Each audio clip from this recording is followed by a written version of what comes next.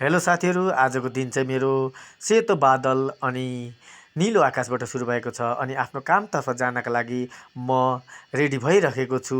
तपाईँले देख्न सक्नुहुन्छ अनि आफ्नो बसन्तीलाई लिएर कामतर्फ लागेँ।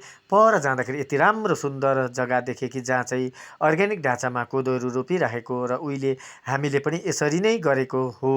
र तल्लोपट्टि जाँदाखेरि यति राम्रो चिम र काठले बारेको घर देखेँ होइन, खुसी लाग्यो।